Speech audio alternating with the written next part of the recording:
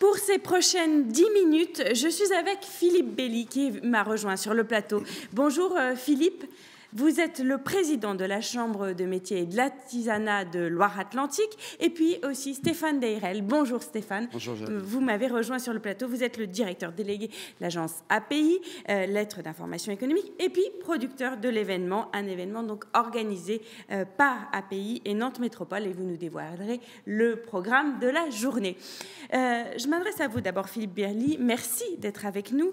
La RSE n'est pas réservée uniquement aux grandes entreprises, aux grands groupes, elle est aussi l'affaire des artisans, des TPE, et la preuve, l'année dernière, l'imprimerie La Contemporaine de Saint-Luz-sur-Loire avait remporté la médaille d'or nationale de la RSE 2020 dans la catégorie Imprime France.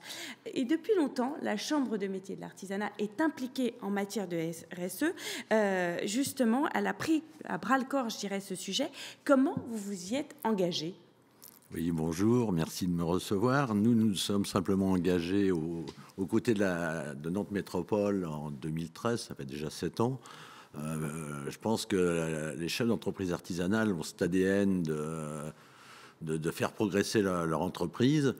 On a une nouvelle génération d'artisans qui arrive, qui implique énormément les salariés dans les entreprises, et la RSE correspondait tout à fait au désir futur, à la vision qu'ils avaient de leur entreprise vers le futur. Et il y a 5 ans, vous avez lancé l'éco-défi. Qu'est-ce que c'est que ce programme ? Il concerne les TPE, il concerne qui ? Alors effectivement, c'est une démarche, un dispositif qui a été mis en place par la Chambre des métiers et de l'artisanat, avec le soutien de l'ADEME et des collectivités locales. C'est entièrement gratuit. C'est faire progresser la RSE dans les entreprises simplement par des défis annuels que sont l'énergie, les transports, l'eau. Il y a plusieurs thèmes. Et chaque année, vous avez, enfin surtout la première année, trois défis à mettre en place dans l'entreprise. Lesquels, par exemple ? Vous pouvez faire des économies d'énergie, regarder sur les transports, ça peut être le social et le durable, ça peut être, il y a plusieurs thèmes, ça peut être les produits qu'on fait rentrer dans l'entreprise. Voilà, il y a plein d'exemples. Et donc vous choisissez celui qui peut vous amener le plus rapidement à l'éco-défi. Si vous mettez en place ces 3 premières actions, vous obtenez une labellisation. Et après, tous les ans, vous avez une action à mettre en place. Ça veut dire que c'est les petites entreprises qui n'ont pas souvent des structures peuvent tranquillement, à leur rythme, mettre en place cette RSE sans bouleverser leur secteur, voilà, toute l'entreprise. Voilà, tout à fait. Et alors, la RSE, ça concerne, vous l'avez dit, par exemple, la transition écologique, l'énergie renouvelable, mais pas seulement aussi. Il y a d'autres leviers comme l'humain, comme la gouvernance. Là encore, la Chambre de métiers et de l'artisanat est aussi engagée ? Ah oui, tout à fait. Oui. Alors effectivement, il n'y a pas que le développement durable. Ce qui est intéressant dans la RSE, c'est certainement les ressources humaines dans les entreprises artisanales où le chef d'entreprise a plusieurs casquettes. Et le fait que nos conseillers accompagnent dans cette démarche de ressources humaines est importante. Mais il y a aussi le client à prendre en compte. Il y a les fournisseurs.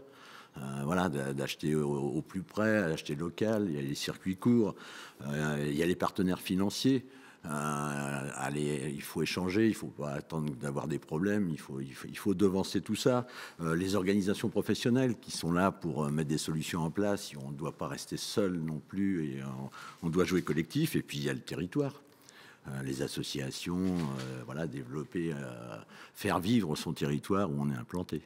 En fait, finalement, les artisans ne sont pas tout seuls pour se lancer dans cette démarche RSE.